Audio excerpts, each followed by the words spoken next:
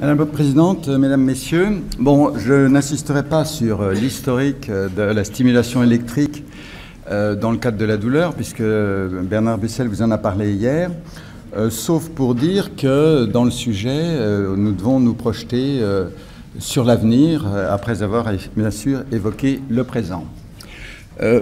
La neurostimulation et la douleur, ça vient essentiellement du fait qu'il existe des contrôles au niveau de l'organisme, au niveau du système nerveux, contrôles qui ont été mis en évidence dans les années 65 par Wole-Melzack. Et en fait, cette histoire des contrôles décrits par Wole-Melzack, ça venait d'un vieux débat entre ce qu'on appelait les spécifistes et les non-spécifistes. Les spécifistes, c'était ceux qui disaient qu'il y a des voies dédiées pour tout, en partie pour la douleur, le sixième sens. Et les non-spécifistes, ils disaient non, la douleur, ça n'a rien à voir, c'est une modification des contrôles. Et en fait, ce sont les non-spécifistes qui ont gagné avec Wole. Les méthodes de neuromodulation, c'est quoi? C'est d'abord activer des systèmes de contrôle, comme je viens de vous le dire. L'intérêt, c'est que ce sont des méthodes non destructives, en règle générale peu agressives, risque minime, effet réversible, possibilité de test dans certains cas, possibilité de matériel implantable avec un fonctionnement automatisé et réglable. Les méthodes de traitement chirurgical de la douleur ont été fortement influencées par ces méthodes de neuromodulation. Si ça vous intéresse, je vous signale qu'un livre vient de sortir, le premier livre en français, sur la chirurgie de la douleur par l'évêque, organisé par l'évêque. Et en fait, vous voyez que au niveau du système afférent, les stimulations électriques peuvent apparaître à différents niveaux que nous allons voir assez rapidement.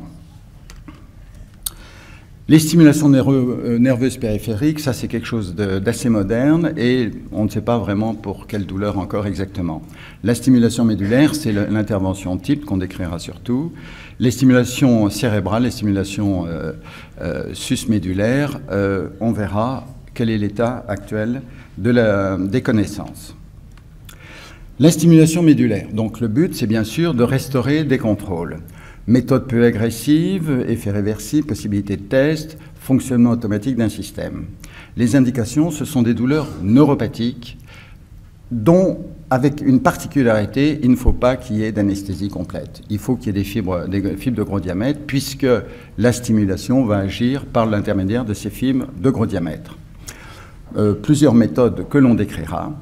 Et cette technique, aujourd'hui, est recommandée en particulier pour les douleurs séquelaires de l'ombo-sciatique, mais il n'y a pas vraiment de publication avec un haut niveau de preuve, on verra pourquoi. Et les mécanismes sont toujours relativement mystérieux. Donc les indications de la stimulation médulaire, ce sont des douleurs localisées, pas de troubles sensitifs majeurs, suivies par une équipe de traitement de la douleur, traitement médical insuffisant, absence de contre-indication organique ou psychologique.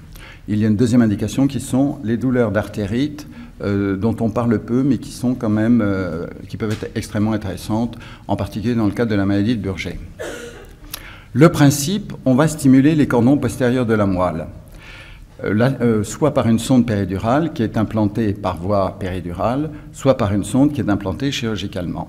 Il faut couvrir la zone douloureuse par des paresthésies. C'est pour ça d'ailleurs qu'on ne peut faire cette intervention que pour des douleurs localisées. L'importance, ce qu'on a vu, c'est qu'il fallait que, bien sûr, comme la sonde est dans l'espace péridural, il ne faut pas que l'espace entre la moelle et la dure mère soit trop important. On peut faire des tests, mais on discute l'intérêt de ces tests. On n'a jamais prouvé véritablement leur intérêt, bien qu'il nous semble que ce soit important. Et un autre problème qui est discuté, c'est les paramètres qui sont très variables suivant les équipes. Enfin, on ne sait pas vraiment ce qu'on stimule en stimulant cette partie postérieure de la moelle. Donc, un patient qui peut bénéficier d'une stimulation médulaire, on va lui faire d'abord un bilan étiologique avec des examens neurologiques, des PES si c'est possible, si la zone de la douleur est dans un territoire où on peut faire des PES. On va faire une évaluation de la douleur, des facteurs de renforcement, des objectifs. On reviendra là-dessus parce que c'est très important, parce que c'est quelque chose d'original dans la douleur. Hein. Ça n'existe pas dans les atteintes des systèmes moteurs. On va faire un test dont on va évaluer l'effet antalgique. le résultat pour le patient, et en fonction de ces résultats, on décidera ou non de faire une implantation définitive. Et bien sûr, après, il faudra évaluer les résultats de cette implantation définitive. J'irai très vite sur le matériel, sonde péridurale, sonde chirurgicale, ça c'est du matériel relativement ancien. Des choses qui sont importantes à connaître. Il faut, normalement on pourrait se dire, si on stimule les cordons postérieurs, on pourrait les stimuler tout en haut au niveau cervical et on va toucher tout ce qui se passe en dessous. En fait, l'expérience montre qu'il faut être relativement localisé pour avoir le territoire métamérique correspondant à la douleur. Et donc, on discutera de cela tout à l'heure. Donc, on va avoir différentes zones où on va faire la stimulation pour obtenir un résultat suivant que la douleur est dans le membre supérieur ou au niveau du membre inférieur, puisque c'est surtout ce type de douleur qu'on va stimuler. Également aussi sur la paroi abdominale. Le principe, donc, est de stimuler la dure mère, et on voit qu'entre la dure mère et la moelle, l'espace est très variable, et c'est pourquoi on va avoir des stimulations, des paramètres de stimulation qui vont changer avec la position du patient, qui vont changer suivant l'endroit où on stimule, et qui vont changer, bien sûr, également, suivant les patients, parce que l'espace n'est pas toujours le même. On voit que lorsque une électrode péridurale qui peut être n'importe où dans l'espace péridural, si elle est contre la dure mère, ça ne sera pas la même chose que si elle est au milieu de l'espace péridural. Et malheureusement, pendant le test, le patient est couché sur le ventre, et donc l'espace péridural est relativement, l'espace entre la dure mère et la moelle est relativement important, si bien que le test péropératoire n'est pas toujours facile. L'électrode chirurgicale, elle, est fixée à la dure mère, donc elle est toujours, elle ne va pas varier comme l'électrode péridurale. Ce sont des problèmes qu'on ne connaissait pas au début, qu'on a vu apparaître progressivement. Donc vous voyez que ici, vous avez une électrode péridurale, ici vous avez une électrode chirurgicale, et les champs en fait ne sont pas les mêmes, puisque l'électrode péridurale, elle va avoir un champ. Elle va avoir un champ circulaire, alors que l'électrode chirurgicale, elle va avoir un champ qui va être orienté vers la moelle. Donc elle va être plus efficace. En contrepartie, elle nécessite bien sûr un geste plus important, puisque l'électrode péridurale, on la met par une simple péridurale, alors que l'électrode chirurgicale, il faut faire un abord à ciel ouvert pour glisser l'électrode. Donc, la position des électrodes va jouer un rôle important. Et en fait, la question qu'on se pose, et qu'on s'est beaucoup posée avec Bernard Bussel, c'est de savoir ce que l'on stimule exactement au niveau des cordons postérieurs de la moelle. En fait, vous voyez que plus on monte, plus les cordons se répartissent, l'origine des fibres des cordons postérieurs se répartissent latéralement. Donc, en fait, suivant que l'électrode elle est plus ou moins médiane ou paramédiane, ce n'est pas les mêmes structures qu'on va stimuler. D'autre part, on va vers la profondeur, donc là encore, on aura surtout des zones qui correspondent, quand on stimule, les zones qui sont le plus superficielles, on stimulera beaucoup plus difficilement les zones profondes. Alors, du coup, on a regardé si certaines configurations pouvaient permettre de stimuler mieux les cordons postérieurs de la moelle suivant les indications. Et on va voir que ça a permis de développer du matériel. Donc, on commence par un test de stimulation. On met en place une électrode. On fait sortir cette électrode par une contre-incision, et plutôt une extension, puisqu'éventuellement on peut garder l'électrode. Et le patient va se stimuler avec un petit appareil portable, un peu comme les stimulateurs de TENS. Et ça va lui permettre de voir ce que ça donne, le résultat que ça donne. Bien sûr, ça ne sera pas tout à fait la même chose, tout au moins ça n'était pas tout à fait la même chose qu'une électrode totalement implantée, il y avait moins de possibilités. Aujourd'hui, les nouveaux systèmes permettent d'avoir quelque chose qui ressemble beaucoup à la stimulation qu'on peut obtenir avec le système implanté. Et au bout d'une dizaine de jours, le patient doit rentrer chez lui, doit vivre dans les conditions normales pour vraiment évaluer le résultat. Et quand il revient, il va pouvoir dire, voilà, j'ai été soulagé ou pas soulagé. Alors, par définition, par expérience, on a dit, voilà, si le patient est amélioré de 50%, ça sera une indication d'implantation. Bon, en fait, vous savez, tout ça, comme c'est subjectif, vous savez que la gradation de la douleur, l'évaluation de la douleur est quelque chose de très subjectif. l'échelle de Likert, ce qu'on appelle l'échelle de Likert, c'est-à-dire entre 0 et 10, c'est en fait quelque chose qui a un intérêt comparatif chez le même patient à un moment donné. C'est sûr qu'un an après, la valeur qu'il va donner n'aura aucun rapport et n'aura aucun intérêt. Et de même, chez des patients différents, le niveau de base n'a pas d'intérêt. C'est la comparaison chez le même patient qui peut être utilisée pour justifier ce test. Bon, ceci dit, il y en a qui ont dit, mais finalement, est-ce que, au bout de 2 ans, est-ce que ceux qui ont eu un test positif sont bien? Ben oui, avec un pourcentage de 75% à peu près, ou enfin, vous allez voir les résultats. Mais ils se sont posés une autre question, ils ont dit, mais ceux qui ont été négatifs durant le test, si on les implante, est-ce qu'au bout de 2 ans, ils sont bien ou pas? Eh bien, en fait, il y en a.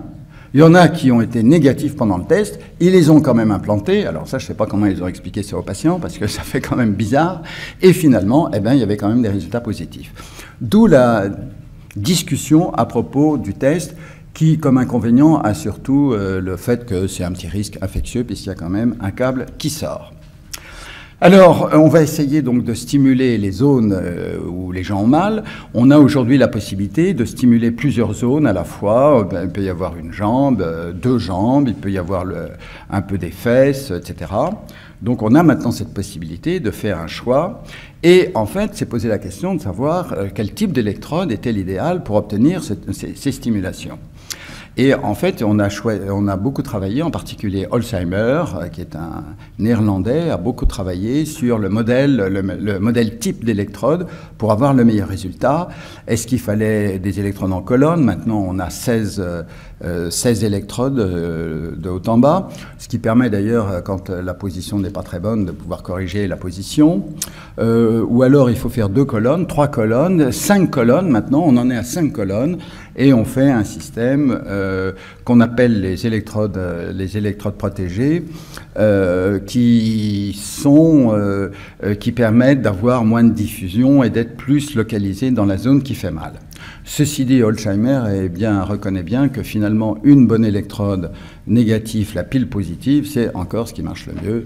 Seulement, malheureusement, maintenant, avec les nouveaux systèmes, on ne peut plus avoir la pile positive. Alors, le problème, c'est que quand on a toutes ces électrodes, avec tous ces paramètres, eh bien, il faut évaluer. Et en fait, il y a des millions de possibilités. Et ça, c'est très, très difficile. Et en plus, le patient, vous lui faites une possibilité, une deuxième, une troisième. Bon, à 3, 4, 5, ça va. Mais quand vous arrivez à 150 possibilités, il commence à ne plus savoir quel était le résultat de la première possibilité. Donc, on a développé des systèmes informatisés pour essayer de mieux approcher le choix des bonnes électrodes et des bons paramètres. 50% de bons résultats, on décide d'implanter, soit on garde la sonde test, soit on met une autre sonde, on met l'appareil totalement implantable, il n'y a plus de radiofréquence, c'était ce qu'on avait au tout début, et le patient va fonctionner avec ce système. Là encore, les paramètres sont très variables suivant les équipes. Nous, par exemple, on utilise depuis très longtemps une stimulation cyclique, 1 minute, 4 minutes, mais la plupart des équipes font des stimulations continues. Nous, il nous semble qu'avec la stimulation cyclique, on a de meilleurs résultats à long terme. Bon, mais ça n'a jamais été véritablement démontré. Il faut que la stimulation soit juste au seuil de la perception. C'est-à-dire que quelqu'un de normal ne sent plus au bout de quelques minutes les stimulations. Il les oublie, il ne les sent plus. Et pourquoi ça? Parce qu'en fait, vous, là, actuellement, vous avez des millions de récepteurs à la douleur sur vous. Or, vous ne sentez pas la douleur. Parce qu'il y a un filtre important, des contrôles importants qui empêchent les messages douloureux de monter à votre cerveau. Eh bien, ces filtres, ces contrôles, c'est ceux-là qui ont disparu dans la douleur neuropathique. C'est ceux-là qu'on essaye de recréer. Donc, on n'a pas besoin de sentir les contrôles. Les contrôles, ils sont là juste pour inhiber la douleur. On n'a pas besoin de les sentir. C'est utile de les sentir pour être sûr que l'appareil marche. Mais moi, je peux vous dire une chose, c'est que même les gens qui ne les sentent plus, si l'appareil tombe en panne et que l'indication était bien posée, eh bien la douleur, elle revient tout de suite, même 6 ans après. Et le patient, il nous téléphone en disant « Dites donc, ma pile est morte, changez-la ».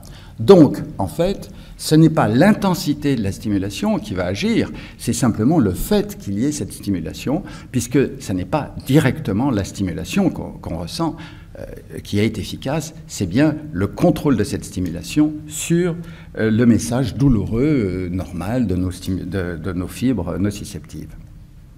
Alors donc on va régler les paramètres et Personnellement, je suis pour que les gens ils y touchent le moins possible. Pourquoi? Parce que comme ça, ils vont oublier. Ils ne vont plus penser à leur douleur. Ils vont penser à autre chose de beaucoup plus intéressant.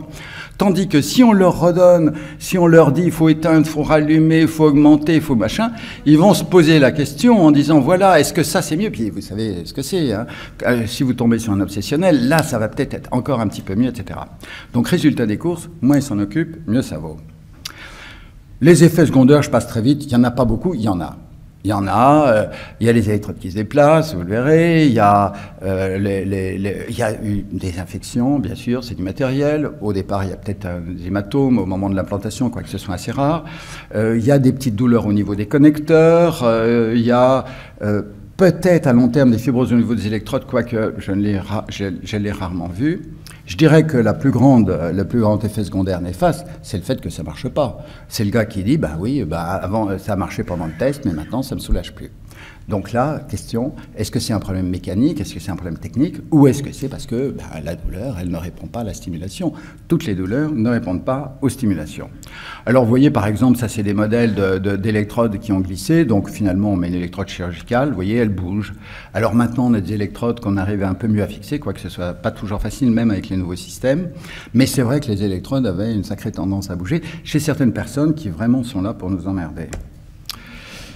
Alors, il y a eu beaucoup de progrès techniques. Ah, et ça, c'est fantastique. Vraiment, et bon, hein, on peut le dire, c'est parce qu'il y a maintenant de la concurrence. Avant, il y avait une seule boîte qui faisait les stimulations, c'était Medtronic, et on les remercie, parce que s'ils n'avaient pas été là, il n'y aurait pas de neurostimulation. Et là, maintenant, il y a Saint-Jude, il y a Boston. À partir du moment où il y en a plusieurs, il y a une concurrence, ils sont obligés de sortir des nouveaux produits. Et ils en sortent, parce qu'ils en avaient sous le coude, qui ne sortaient pas. Parce que, voilà, c'est très lourd à chaque fois qu'on met du nouveau matériel, etc. Donc, électrodes multiplo, électrodes multicolonnes, système de fixation, piles longue durée, sauf que les anciennes piles, du coup, elles étaient tellement longue durée, mais enfin, ça, c'est un détail. Piles rechargeables, ce qui, en théorie, est formidable, sauf que les gens, ils doivent recharger. Donc, tous les samedis, il faut qu'ils mettent leur truc quand ils vont au café pour recharger leur pile. Et il faut qu'ils oublient, parce que s'ils ont oublié 2 fois, la pile, elle tombe en panne. Enfin, bref, c'est pas si simple. Système qui se module avec la position. Système maintenant IRM compatible, ce qui était vraiment un gros problème de ne pas avoir l'IRM compatible. Alors, si vous voulez avoir des informations là-dessus, vous demandez à Medtronic, à Saint-Jude, etc. Ils vous donneront tous les cahiers, tous les machins, toutes les informations. C'est pour ça que je n'insiste pas là-dessus. Alors, il y a des nouveaux modèles de stimulation qui sont apparus. Et ça, c'est assez intéressant quand même, parce que, en fait, regardez par exemple dans la stimulation profonde, Ben Habib, qu'est-ce qu'il a montré? Il a montré que finalement, une stimulation thalamique d'abord, et ensuite du noyau sous-thalamique, ça marchait quand il y avait une fréquence de 100. Quand il y avait une fréquence de 60, ce qui était en général utilisé avant, ça ne marchait pas. Donc l'effet est fréquence dépendant. Et là, on n'a jamais fait attention au niveau de la stimulation médulaire. Et bien, maintenant, il y a des gens qui ont lancé des nouveaux modes de stimulation avec les stimulations fréquentes, où on n'entraîne pas de paresthésie. Alors les gens ne savent même pas qu'ils sont stimulés. Donc ça, c'est intéressant éventuellement pour faire une étude versus placebo. Les stimulations par rafale, les stimulations du ganglion spinal. La seule chose qui est embêtante, bon, très franchement, nous, on ne peut pas le faire parce qu'il faut des appareils. Et pour les appareils, il faut faire partie d'un protocole. Voilà. Donc, si on n'est pas dans un protocole, on ne peut pas le faire. La seule chose qui est embêtante, c'est que ces 3 stimulations, les gens des protocoles, ils sont dans les 3 à la fois. Alors, on se dit, mais alors pourquoi est-ce qu'ils font les 3 à la fois? Parce que s'il y en a une qui est si bien que ça, pourquoi est-ce qu'ils ont fait le burst alors qu'ils avaient la rafale?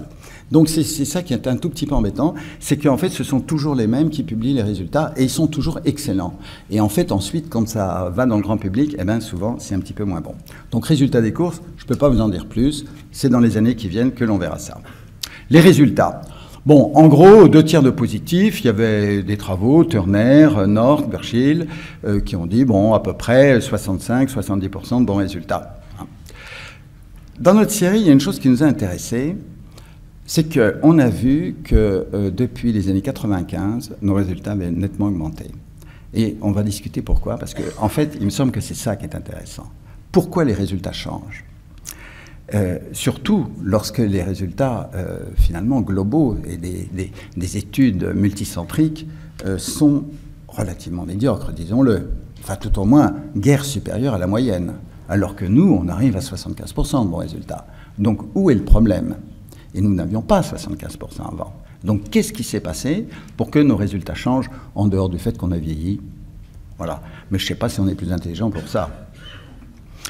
Alors en fait, le gros problème avec la stimulation médulaire, c'est qu'il y a très peu de travaux avec un haut niveau de preuve. Alors bien sûr, vous le savez bien, en chirurgie, le niveau de preuve, c'est quand même très discutable.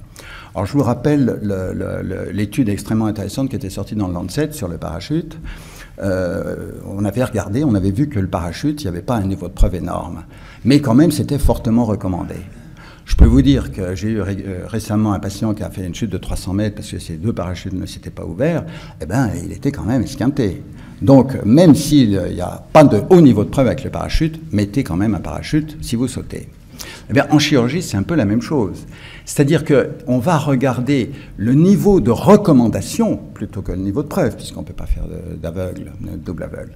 Et ce niveau de recommandation, maintenant, on sait à peu près l'évaluer grâce à la méthode GRADE, par exemple. Il y en a d'autres, mais la méthode GRADE est très intéressante. Et on peut dire que la stimulation médulaire, dans le cadre, par exemple, des douleurs séquelaires de l'ombo sciatique, est recommandée. Et en fait, ça n'a pas été fait pour d'autres pathologies, mais c'est vrai aussi dans d'autres pathologies. Donc, difficulté d'obtenir des travaux prédictifs randomisés contrôlés. De toute façon, on est obligé de passer par les constructeurs. Donc, il y aura des conflits d'intérêts obligatoirement dans tous les travaux que vous verrez sur les stimulations médulaires. Ça, alors là, on ne peut pas y échapper. Et on va voir qu'en fait, les problèmes ne sont peut-être pas là où on le pense. Alors là, si vous voulez, c'est le travail, le travail process, c'est le travail le plus important qui a été fait par Medtronic sur les séquelles de l'ombo sciatique, sur 100 patients où on comparait une prise en charge médicale bien faite avec une prise en charge médicale bien faite, plus la stimulation. Eh bien, vous savez, le résultat, c'était 50% tout juste. Hein. Donc, médiocre. Médiocre. Médiocre par rapport aux équipes, pas simplement la nôtre, un certain nombre d'équipes que l'on connaît où les résultats étaient bien meilleurs. Donc où est le problème? Est-ce que c'est un problème d'inclusion? Est-ce que c'est un problème de prise en charge, de paradigme? Vous voyez que le paradigme, il était compliqué. Hein. Si on voulait faire un plus simple, c'était bon, voilà quoi. Hein. Ou encore plus compliqué, c'était difficile. Donc pourquoi nos résultats se sont améliorés? Et en fait, la technique, c'est la même. Le chirurgien, c'est le même. L'évaluation de la douleur du patient, l'évaluation psychologique de la douleur du patient, c'est le même. C'est même Margot Duclos qui est partie cet après-midi, mais qui était là ce matin. C'est la même, elle n'a pas changé. Elle fait la même évaluation psychologique du patient. Donc tout est pareil, sauf que, en 1995, on a fait l'information du patient. Alors, c'est quoi l'information du patient? Eh bien, on a discuté avec le patient. On lui a dit, mais dites donc, vous savez, on va vous mettre quelque chose sous la peau. Alors, est-ce que ça vous plaît d'avoir quelque chose sous la peau? Alors, une nana, la peau du ventre. Ah ben non, ça me gêne en maillot de bain, donc on va vous la mettre en haut de la fesse. Enfin, on a discuté de plein de choses avec le patient qui n'avaient rien à voir avec l'évaluation de la douleur classique, tel qu'on le fait, tel que c'est marqué dans les bouquins. C'était autre chose, c'était une évaluation. Et puis alors, qu'est-ce que vous allez en penser? Parce que finalement, cette douleur, qu'est-ce que ça représente? Bon, et alors là, et qu'est-ce que vous en attendez? Mais vous savez, ça ne va pas complètement, ça ne va pas vous redonner ce que vous avez perdu. Bref, une information. Et c'est à partir de là qu'on a vu nos résultats nettement augmentés. Alors ce que je vous dis là, c'est rien de scientifique, hein. C'est une constatation. Moi, j'ai pris la liste de mes résultats, j'ai regardé et j'ai vu 95. Donc j'ai demandé à Mme Margot Duclos, j'ai dit mais qu'est-ce qui s'est passé en 95? Et finalement, en revoyant, eh bien à partir de ce moment-là, on a donné une information, on avait des petits bouquins, on avait on a eu la possibilité. Les appareils au début, les gens, ils devaient aller chez le député pour demander l'autorisation de l'appareil, etc. Là, c'était autre chose, c'était eux qui prenaient en charge, c'était eux qui allaient décider. Et voilà, amélioration. Alors, finalement, quels sont les mécanismes de la stimulation médulaire? Est-ce que on parle encore de la stimulation médulaire quand on parle de l'information des patients? J'insiste pas sur les différents travaux fondamentaux qui ont été faits pour déterminer le mécanisme de la stimulation médulaire. Est-ce un effet segmentaire sur la moelle? Est-ce que c'est un effet suprasegmentaire avec les fibres rétrogrades, etc. Je peux vous dire que depuis 68, début de la stimulation médulaire, là, honnêtement, on n'en sait pas plus. Et on a regardé s'il y avait de la biochimie. Bon, il y a du GABA qui est impliqué. Mais en fait, on ne sait pas vraiment, réellement, comment ça marche. Donc, comment peut-on passer d'un échec possible à un résultat satisfaisant? Parce que, quelquefois, la stimulation médulaire, c'est un effet magique. Le gars, depuis 10 ans, il a mal. Vous lui mettez la sonde, 2 heures après, mon hôpital est à côté des Buttes-Chaumont, donc il part au Buttes-Chaumont faire un tour. Je le vois à 4 heures de l'après-midi, il dit « Docteur, c'est formidable, j'ai plus mal dans le pied, je sens mes orteils que j'arrive à écarter. Avant, ils étaient collés, et maintenant, j'arrive à les écarter. Donc c'est vraiment un effet magique. » Qu'est-ce que c'est que cet effet magique? Alors que le gars, il avait mal depuis 10 ans. Depuis 10 ans, il était là, il pouvait plus travailler, il pouvait plus baiser bobonne, enfin c'était la cata de la cata. Et voilà que tout d'un coup, hop, tout est bien, tout est beau. Qu'est-ce qui s'est passé? Quel a été l'effet de la stimulation? Quel a été l'effet de cette stimulation médulaire? Et quel a été le rôle de l'entretien du patient? Eh bien, en fait, voilà. C'est pas au niveau de la stimulation médulaire qu'il faut le chercher, c'est au niveau de la douleur, c'est au niveau de la douleur chronique qu'il faut le chercher. Parce que la douleur chronique, c'est pas simplement le pain generator qu'il y a au niveau de la lésion radiculaire. C'est autre chose qui se passe au niveau du cerveau, c'est autre chose qui se passe très très haut. Et la stimulation médulaire a été un outil, un catalyseur justement pour arriver à moduler, pour arriver à faire bouger toutes ces structures qu'il y a en haut. Alors, bien sûr, il y a l'effet placebo. L'effet placebo, j'étais pas là hier. On vous a parlé de l'effet placebo sur la stimulation du Parkinson, la DBS dans le Parkinson. Vous savez que 30% de l'effet qu'on a décrit, c'est du placebo. Chut, pas le dire, hein, c'est du placebo. Parce que, qu'est-ce qu'il a montré, Benedetti? Il a montré que tout traitement, quel qu'il soit, commence par l'effet placebo. Il n'y a pas de traitement qui ne commence pas par un effet placebo. Donc là, on n'est pas du tout dans le cadre de l'évaluation d'un médicament, on est dans la compréhension de ce qui se passe dans le système nerveux quand on fait un traitement. Eh bien, le début, c'est un effet placebo. Et si vous n'avez pas cet effet placebo, si vous avez un effet nocebo, vous pouvez mettre votre stimulation profonde dans le Parkinson, vous pouvez faire ci, vous pouvez faire ça, le gars, il ne sera pas content. Il faut que, d'abord, il ait activé son système placebo pour qu'un traitement marche. Ça a été très très important dans ce travail de Benedetti. Et en plus, bon, je ne vais pas rentrer dans les détails, mais il a précisé le conditionnement qui agit sur des phénomènes physiologiques inconscients, l'expectative qui agit sur les phénomènes conscients, toute la façon de faire. Évidemment, si vous arrivez en disant « je vais vous faire une stimulation médulaire, vous savez, il y a quand même 30% d'infections, et puis quand même, avec l'anesthésie, il y en a quand même 1 pour 1000 qui meurent, et puis, etc. Et puis vous signez le papier pour dire que je ne suis pas responsable de je ne sais pas quoi. Et puis la petite infirmière qui arrive en disant « comment ça va, monsieur? Ah oui, vous avez un stimulateur ?» Évident que ce n'est pas du tout la même chose. Et ça, c'est une chose importante. Et nous ne devons pas tromper les gens. Mais bien sûr qu'on doit jouer avec le placebo, puisque tout traitement commence par le placebo. Mais est-ce que le placebo? Alors, qu'est-ce qu'il y a de neuf? Puisque finalement, la question, c'était quoi de neuf, hein? Qu'est-ce qu'il y a de neuf? Eh bien, le neuf, alors, c'est ce qui se passe au niveau de la tête. L'IRM fonctionnel. Alors là, c'est ce qu'on a fait, vous voyez. Alors, quand on fait de la stimulation, les ondes, la pain matrix, elle change, etc., etc.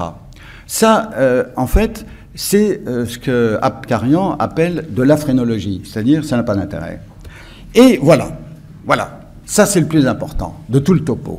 Apkarian, vous vous précipitez dessus et vous essayez de le comprendre. J'ai mis des semaines pour le comprendre, parce que c'est hyper compliqué. Apkarian, depuis 2000, il étudie les lombalgiques. Il étudie les lombalgiques, mais pas pour faire de la rééducation, de la psychiatrie, des interventions, etc. Pour comprendre ce qui se passe dans le cerveau d'un lombalgique. Qu'est-ce qu'il a vu, Apkarian? Eh bien, quand il a vu que des gens qui avaient eu un lombago banal, qu'il a suivi pendant un temps fou, tous les 2 mois, tous les 3 mois, il la voyait, etc. Bon, alors évidemment, c'est un dieu, un biais, hein, on va pas, c'est clair. Mais enfin, tous, ils étaient pris de la même façon. Eh bien, en fait, il y en avait un certain pourcentage qui devenaient des douloureux chroniques, des lombalgiques chroniques. L'autre jour, il y avait une enquête, 60% des Français sont lombalgiques chroniques, donc pas de problème de boulot, là, hein, on a tout ce qu'on veut devant nous. Ça, alors là, on est content, on est tranquille. Eh bien, qu'est-ce qu'il a vu? Il a vu que ceux qui devenaient lombalgiques chroniques, il avait leur noyau accumbens qui avait craché dans les suites de leur lombago aigu. Extraordinaire. Quelque chose qui n'a rien à voir avec la douleur. Eh bien, c'est ça qui était l'élément fondamental.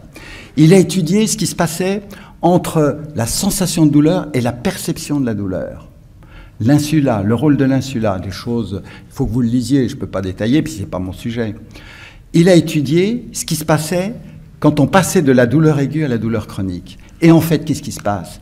Eh bien, dans la douleur aiguë, vous avez une pain matrix qui est là, et qui va agir sur le lobe frontal, parce que votre lobe frontal, c'est lui qui décide, c'est lui qui dit si c'est bon, mauvais, etc.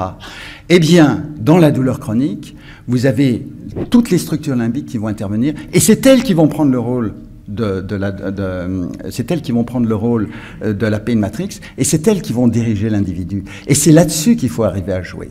Et pour arriver à jouer, alors là, donc je passe à la fin, puisque je pense que j'ai fini, non ? Vous avez terminé, mais je vous laisse bon. 2 minutes supplémentaires. Alors, donc, je reviens très vite. D'autres stimulations aujourd'hui sur lesquelles j'ai très peu de choses à dire. La stimulation nerveuse périphérique, est-ce que c'est du TENS? Est-ce que c'est autre chose? On met des électrodes sous la peau. Alors là, on met ça partout maintenant, hein, après des douleurs, après appendicite, de cicatrices, après je sais pas quoi. Et bon, est-ce que c'est différent du TENS? Est-ce que c'est pas différent? On n'en sait rien. Pour la prochaine fois, hein, dans 2 ans, on organise ça. Bon. La stimulation cervicocéphalique, pareil, on le met sous la peau, là. Hein, bon, pour les migraines, pour les algies vasculaires de la face, ça marche pendant 1 an, l'année d'après, ça ne marche plus. Un jour, ça marchera peut-être. Il y en a d'autres qui font des stimulations du vague, il y en a d'autres qui font... Il y a 10 000 choses qui sont en train de se développer. C'est très intéressant parce que, disons que ça diminue la consommation médicamenteuse, et ça, c'est quand même pas si mal. Stimulation hypothalamique, j'en parle pas. La stimulation corticale, alors Tsubakawa, Jean-Paul Nguyen, nos maîtres, aujourd'hui, pas grand-chose. Hein, franchement, pas grand-chose, parce qu'on ne sait pas ce qu'on stimule et on ne sait pas trop ce que ça fait, et les résultats sont quand même relativement médiocres. La stimulation cérébrale profonde, Mazar, comme disait très méchamment Siegfried, il ne faut rien laisser au Mazar. Oui, mais ça, c'était quand même très méchant. Et en fait, bon, voilà, des effets pas terribles, mais la possibilité de faire des stimulations limbiques. Donc c'est peut-être ça l'avenir. C'est peut-être à partir de quelque chose d'ancien qu'on va avoir l'avenir.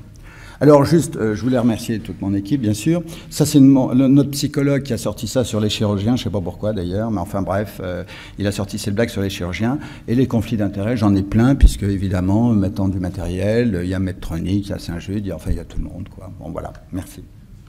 Écoutez... Restez, on va vous poser quelques questions. Donc je vous remercie pour votre communication et puis pour votre enthousiasme. Et puis le papier est ouvert à la discussion, comme disent les Anglais. Qui souhaite poser une question à notre collègue? Alors moi j'ai une question. Vous avez le privilège d'avoir une très longue durée de temps d'observation. Est-ce que vous pourriez nous dire combien de patients, en gros, vous avez traité depuis, vous avez commencé en 78? Vous voulez dire de la douleur ou de la stimulation médulaire? La stimulation médulaire. La stimulation médulaire, je pense qu'il y en a plus de 500. Hein. Plus. Proportionnellement, alors que nous avons été dans une des premières équipes en France à implanter, puisqu'on a commencé en 78, nous n'implantons pas beaucoup, parce que nous avons toute une équipe de la douleur qui va faire une évaluation et on récuse pas mal de patients. Et du coup, je pense qu'on a des résultats qui sont bons, puisque nos résultats sont supérieurs à 75%. Mais il doit y en avoir à peu près 500 quand même. Et j'ai un patient que j'ai implanté en 82 et qui a toujours son stimulateur, parce que c'était un stimulateur avec une antenne en radiofréquence, et donc il a toujours son stimulateur depuis 82. Il a repris le boulot et il a vécu normalement grâce à sa stimulation.